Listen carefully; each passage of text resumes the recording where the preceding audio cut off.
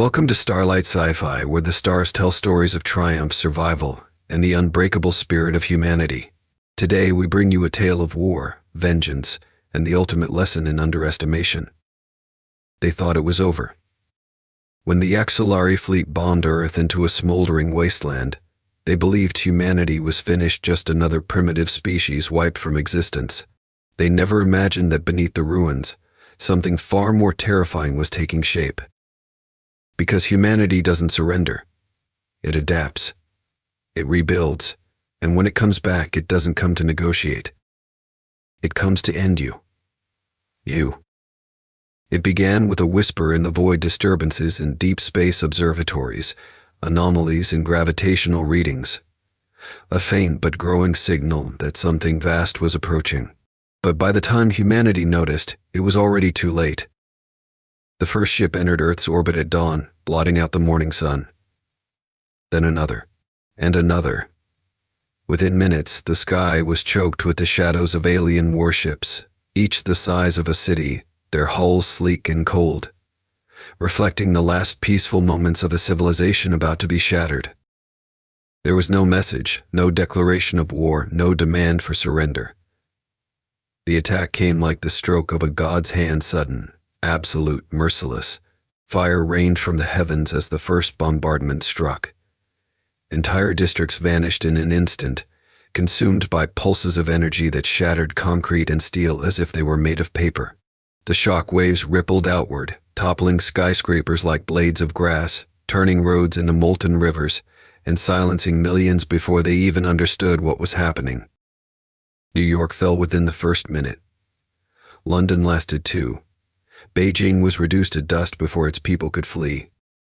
The Xelari Empire of Conquerors, who had erased countless civilizations before, had done this 1,000 times.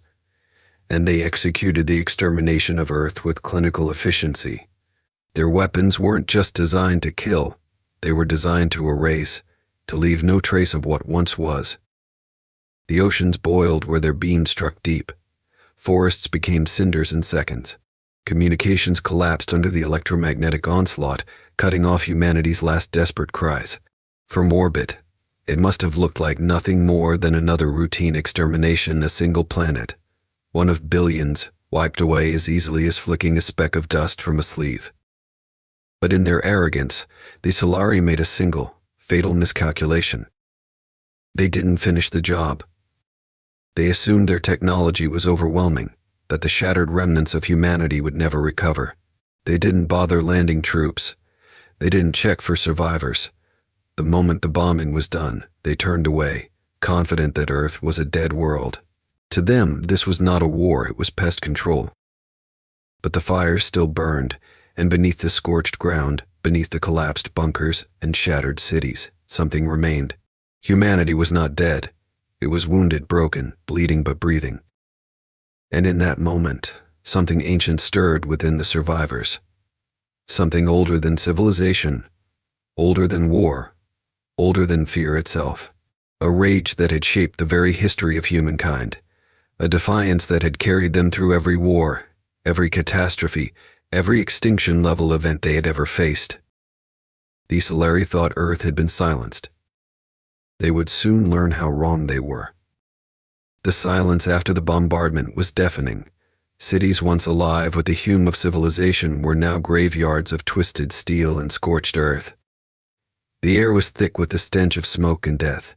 The sky stained a permanent shade of gray from the dust that refused to settle. The oceans, once teeming with life, carried the floating wreckage of humanity's last great structures. And yet, in the heart of this devastation, the embers of survival flickered. The Xelari had not stayed to witness the aftermath, confident that no one remained to resist. But deep beneath the surface, in bunkers and underground facilities built long before the invasion, survivors stirred. Military command centers buried under mountains still had power. Research laboratories, once designed for planetary disasters, had kept their inhabitants alive. Mines, deep-sea stations, even subway systems anywhere with reinforced infrastructure had become the last shelters of the human race.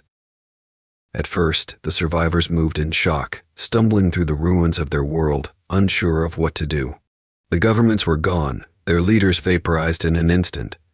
The internet had collapsed, leaving only fragmented networks of information. For days there was only hunger, fear, and the desperate search for other survivors. Then something changed. The scattered remnants of humanity began to find one another. Military outposts re-established contact, their commanders emerging from the ashes with grim determination. Engineers and scientists crawled from the depths of ruined cities, their minds already working on solutions. Civilians banded together, forming small but determined communities, scavenging what they could, sharing whatever knowledge they had. And among them all, one thought began to take shape, one that burned brighter than any fear. This was not the end. Earth had fallen, but humanity had not. The survivors did not gather to mourn. They gathered to fight. The first step was reclaiming power. Generators roared back to life in hidden bases, illuminating war rooms where the last strategists of Earth pored over data, analyzing every fragment of the enemy's technology left behind. Salvage teams ventured into the ruins, stripping wrecked Xelari drones and downed alien crafts for anything usable. Then came the weapons. Humanity had spent centuries perfecting the art of war, and now, faced with extinction, every lesson learned across thousands of battles was brought to bear. Factory lines were reactivated in underground bunkers, producing not just weapons, but new technologies, hybrid monstrosities of human and alien engineering. Plasma cannons salvaged from enemy wreckage were repurposed into devastating railgun turrets. Shielding technology stolen from Xelari debris was studied, tested, and improved. There was no time for hesitation, no room for weakness. The survivors did not plan for escape. They did not seek a new home.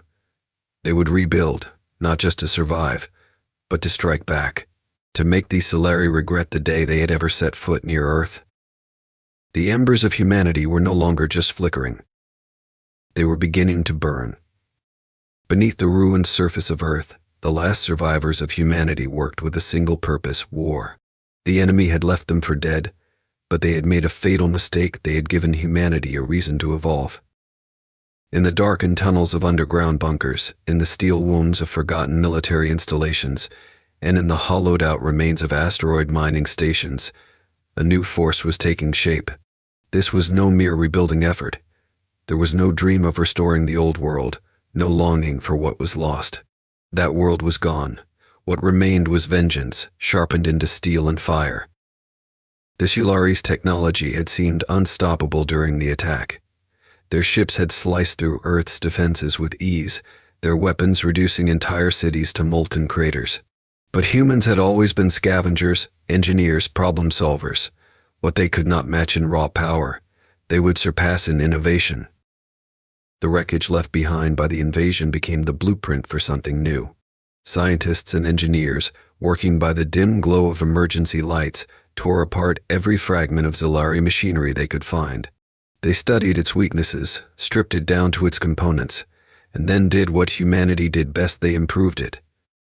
Alien alloys were forged into the armor plating of new warships, enhanced with human ingenuity to be lighter, stronger, and more resistant to energy-based attacks. Xelari plasma weapons, designed for swift and brutal extermination, were repurposed, integrated with railgun technology to create weapons capable of firing superheated rounds at near-relativistic speeds. Shielding systems, once thought impenetrable, were studied and reverse-engineered, redesigned to work alongside humanity's own kinetic-based defenses. The first ships to roll out of the underground war factories were not elegant or sleek like the Xelari vessels. They were brutal, angular, built for one purpose alone: destruction. These were not ships designed to explore or to colonize. They were weapons of war, stripped of unnecessary luxuries, armored like floating fortresses, and armed with enough firepower to crack planets.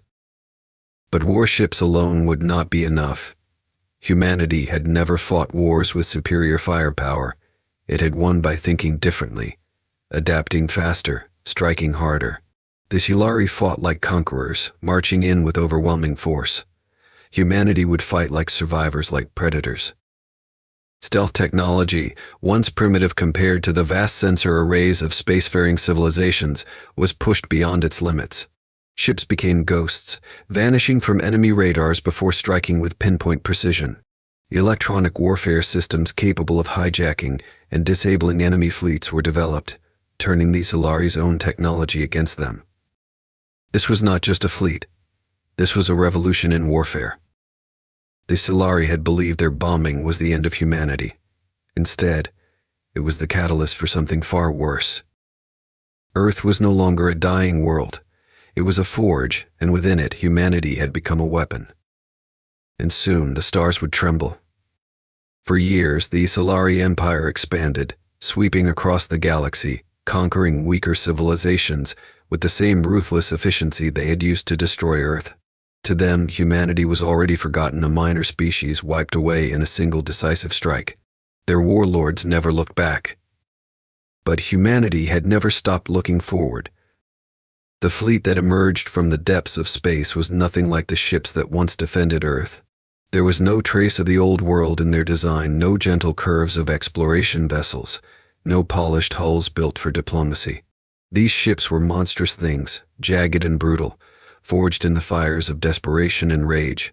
Their blackened surfaces devoured light, their hulls scarred with the fury of their birth. They moved with eerie silence, their presence an omen, a whisper in the void before death came screaming. The first Xelari outpost to detect them barely had time to react. Sensors lit up with signatures the Empire had never seen before, ships that should not exist, bearing no known transponder codes, no recognizable insignia. When the Xelari commanders demanded identification, they were met with silence. When they attempted to hail the unknown fleet, no response came. And then, the weapons fired. Kinetic rounds moving at a fraction of light speed shattered the first defense station before alarms could even reach the capital. Xelari patrol ships scrambled to engage, expecting a minor skirmish, another defiant species to be crushed beneath Imperial might. But as soon as they closed the distance, their ships simply vanished from sensors, disrupted by electromagnetic pulses that scrambled targeting systems and left their captains blind. Then came the killing blow. From the darkness, missiles erupted like hunting beasts, weaving through the chaos with unnatural precision. Xelari ships built for planetary sieges were unprepared for this kind of warfare. Their shields, once impenetrable, buckled under a storm of high-velocity railgun fire. Armor plating designed to withstand plasma bursts crumpled under the sheer kinetic force of human weaponry. The battle lasted less than an hour. When the last Xelari vessel fell silent, the unknown fleet did not linger. They did not claim the wreckage, did not leave a message. They simply moved on, vanishing into the void as quickly as they had arrived. It was only later, when the Xelari High Command reviewed the wreckage, that they found the first true sign of horror. Carved into the remains of a Xelari battlecruiser was a single phrase, burned into the metal with an unknown energy signature. "You bombed US? Cute. Watch this." Panic spread like wildfire through the Empire. The nameless fleet struck again, then again, attacking outposts and military stations in coordinated strikes, never lingering long enough for the Xelari to mount a counterattack. It was methodical, relentless. The Xelari warlords realized too late what was happening. This was not an uprising. This was not a rebellion. This was extinction coming for them, one system at a time. The Xelari Empire had ruled the stars for centuries, unchallenged and absolute. Their war doctrine was simple: overwhelm, destroy, move on. Against lesser species, it had always worked. Against humanity, it was failing. For the first time in their history, the Xelari found themselves on the defensive. The nameless fleet that struck their outposts did not fight like any enemy they had encountered before.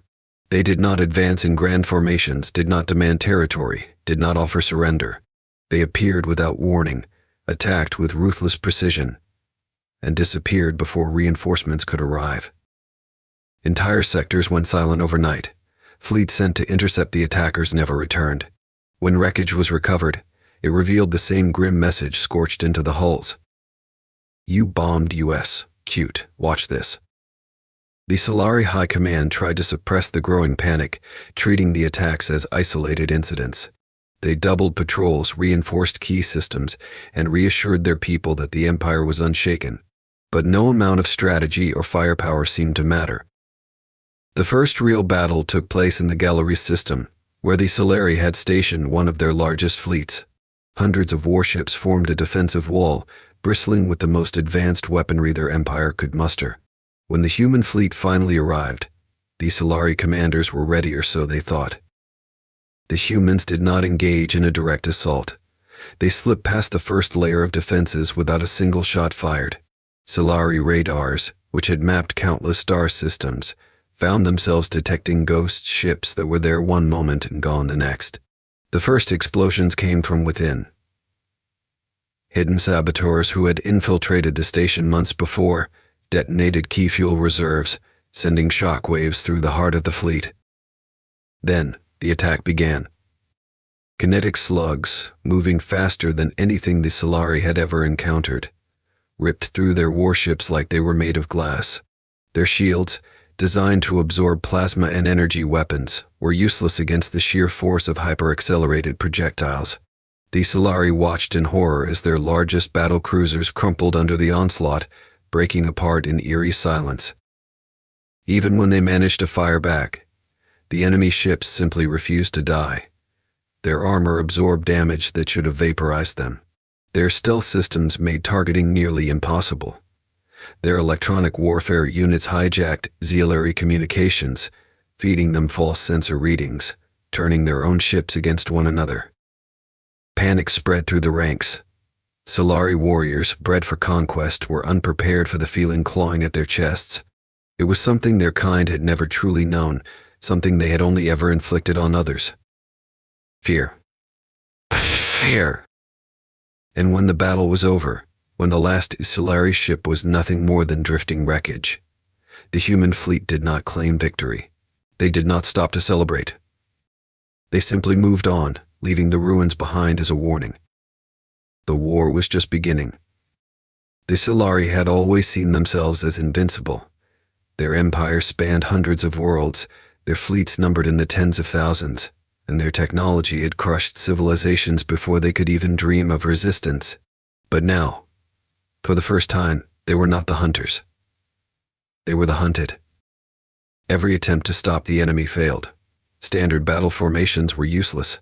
Their once dominant fleets, designed to overwhelm enemies through sheer firepower, found themselves outmaneuvered at every turn.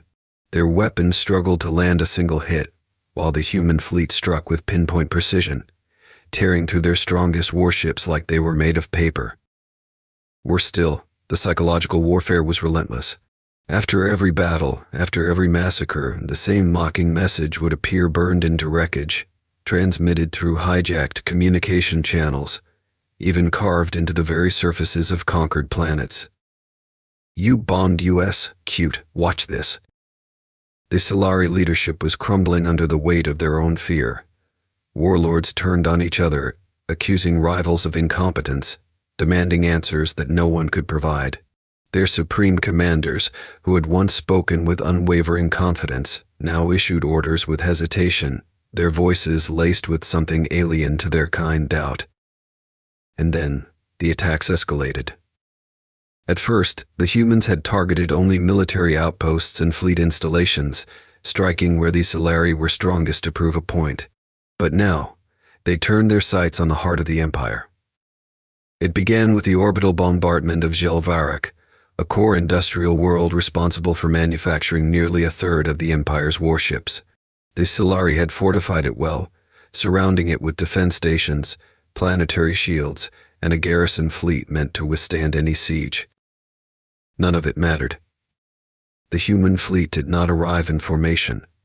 They emerged from the void in scattered waves, striking before sensors could register their approach. Xelari commanders scrambled to react, issuing desperate orders, but their communications were jammed, their radars blinded, their targeting systems disrupted. Then the bombardment began. But it was not a conventional strike.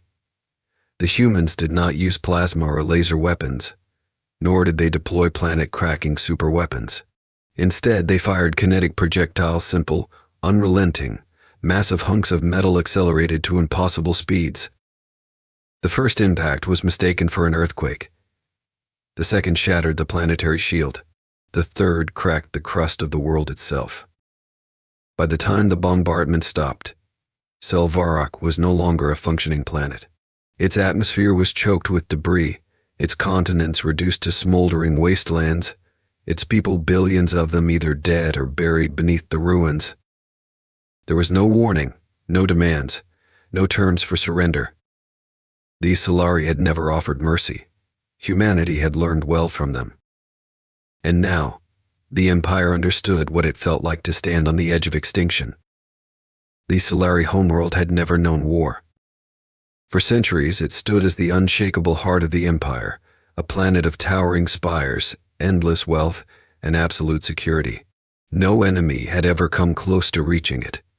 No threat had ever been great enough to justify the vow of evacuation. To the Xelari, their capital world was eternal. Until the humans arrived.